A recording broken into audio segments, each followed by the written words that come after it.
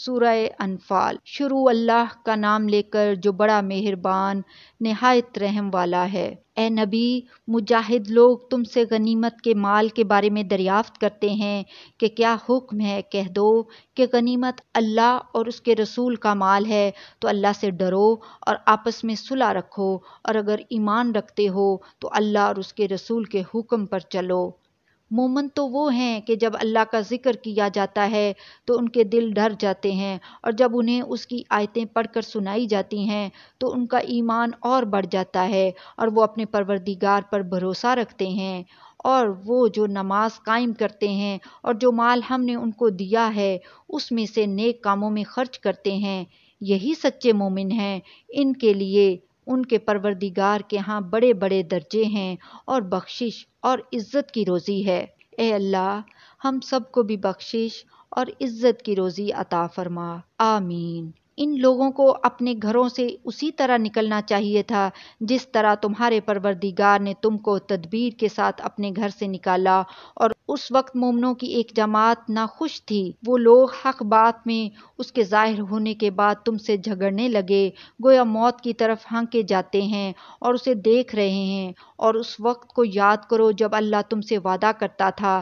کہ ابو سفیان اور ابو جہل کے دو گروہوں میں سے ایک گروہ تمہارے لیے مغلوب ہو جائے گا، اور تم چاہتے تھے کہ جو قافلہ بے شان و شوکت یعنی بے ہتھیار ہے وہ تمہارے ہاتھ آ جائے، اور اللہ چاہتا تھا کہ اپنے فرمان سے حق کو قائم رکھے اور کافروں کی جڑ کاٹ دے، تاکہ سچ کو سچ اور جھوٹ کو جھوٹ کر دے، گو مشرک ناخوش ہی ہوں۔ جب تم لوگ اپنے پروردگار سے فریاد کرتے تھے تو اس نے تمہاری دعا قبول کر لی اور فرمایا کہ تسلی رکھو، ہم 1000 فرشتوں سے جو ایک دوسرے کے پیچھے آتے جائیں گے تمہاری مدد کریں گے۔ اور اس مدد کو اللہ نے محض بشارت بنایا تھا کہ تمہارے دل اس سے اطمینان حاصل کریں، اور مدد تو اللہ ہی کی طرف سے ہے، بے شک اللہ غالب ہے، حکمت والا ہے۔ جب اس نے تمہاری تسکین کے لیے اپنی طرف سے تمہیں نیند کی چادر اوڑھا دی اور تم پر آسمان سے پانی برسا دیا تاکہ تم کو اس سے نہلا کر پاک کر دے اور شیطانی نجاست کو تم سے دور کر دے، اور اس لیے بھی کہ تمہارے دلوں کو مضبوط کر دے اور اس سے تمہارے پاؤں جمائے رکھے، جب تمہارا پروردگار فرشتوں کو ارشاد فرماتا تھا کہ میں تمہارے ساتھ ہوں، تم مومنوں کو تسلی دو کہ ثابت قدم رہیں، میں ابھی کافروں کے دلوں میں رعب و ہیبت ڈالے دیتا ہوں، سو ان کی گردنیں اڑا دو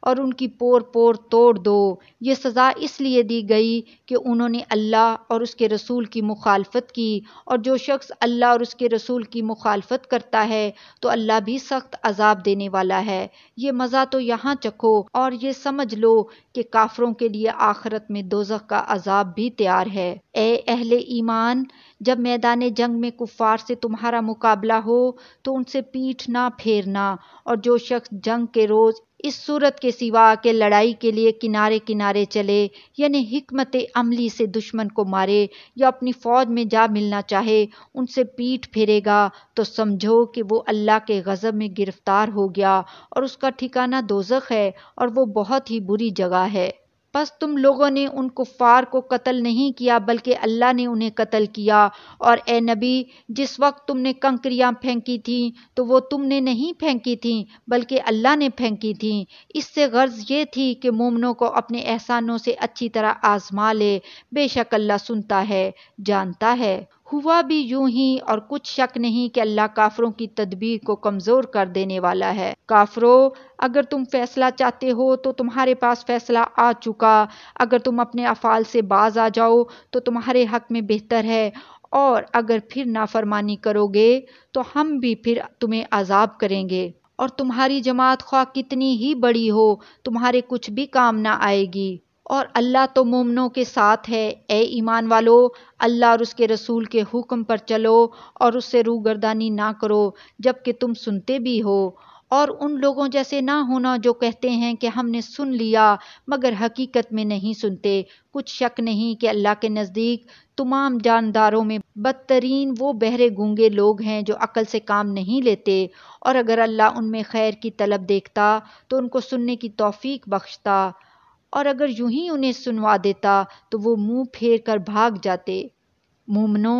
اللہ اور اس کے رسول کا حکم قبول کرو جبکہ رسول تمہیں ایسے کام کے لیے بلاتے ہیں جو تم کو زندگی جاوداں بخشتا ہے، اور جان رکھو کہ اللہ آدمی اور اس کے دل کے درمیان حائل ہو جاتا ہے، اور یہ بھی کہ تم سب اس کے روبرو جمع کیے جاؤ گے، اور اس فتنے سے ڈرو جو خصوصیت کے ساتھ انہی لوگوں پر واقع نہ ہوگا جو تم میں گنہگار ہیں، اور جان رکھو کہ اللہ سخت عذاب دینے والا ہے۔ اور اس وقت کو یاد کرو جب تم زمین مکہ میں قلیل اور ضعیف سمجھے جاتے تھے اور ڈرتے رہتے تھے کہ لوگ تمہیں اڑا نہ لے جائیں، یعنی ختم نہ کر دیں، تو اس نے تم کو جگہ دی اور اپنی مدد سے تم کو تقویت بخشی اور پاکیزہ چیزیں کھانے کو دیں تاکہ اس کا شکر کرو۔ اے اللہ، ہم تیرا بے حد بے حساب شکر ادا کرتے ہیں، آمین۔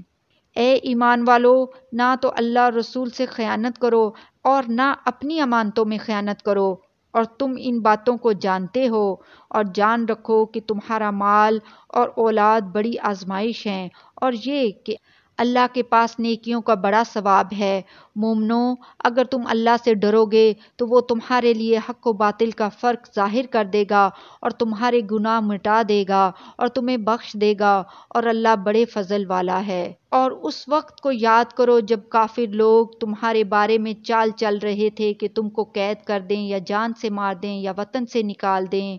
تو ادھر تو وہ چال چل رہے تھے اور ادھر اللہ تدبیر کر رہا تھا، اور اللہ بہترین تدبیر کرنے والا ہے۔ اور جب ان کو ہماری آیتیں پڑھ کر سنائی جاتی ہیں تو کہتے ہیں کہ یہ کلام ہم نے سن لیا ہے، اگر ہم چاہیں تو اسی طرح کا کلام ہم بھی کہہ دیں، اور یہ ہے ہی کیا، صرف اگلے لوگوں کی حکایتیں ہیں۔ اور جب انہوں نے کہا کہ اے اللہ، اگر یہ قرآن تیری طرف سے برحق ہے تو ہم پر آسمان سے پتھر برسا یا کوئی اور تکلیف دینے والا عذاب بھیج دے، اور اللہ ایسا نہ تھا کہ جب تک اے پیغمبر تم ان میں تھے انہیں عذاب دیتا، اور نہ ایسا ہے کہ وہ تو بخشش مانگے اور اللہ انہیں عذاب دے، اور اب ان کے لیے کون سی وجہ ہے کہ وہ انہیں عذاب نہ دے جبکہ وہ مسجد حرام میں نماز پڑھنے سے روکتے ہیں، جبکہ وہ اس مسجد کے متولی بھی نہیں ہیں۔ اس کے متولی تو صرف پرہیزگار ہیں، لیکن ان میں کہ اکثر نہیں جانتے۔ اور ان لوگوں کی نماز خانہ کعبہ کے پاس سیٹیاں اور تالیاں بجانے کے سوا کچھ نہ تھی،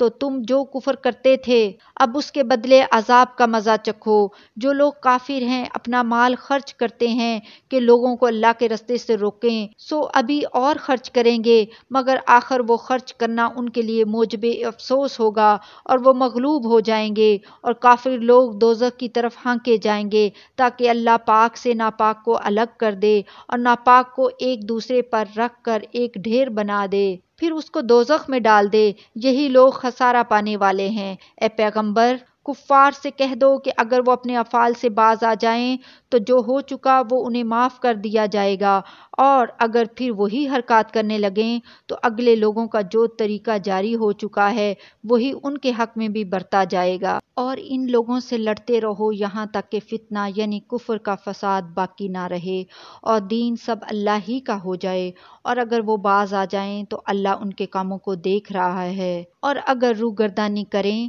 تو جان رکھو کہ اللہ تمہارا حمایتی ہے، اور وہ خوب حمایتی اور خوب مددگار ہے۔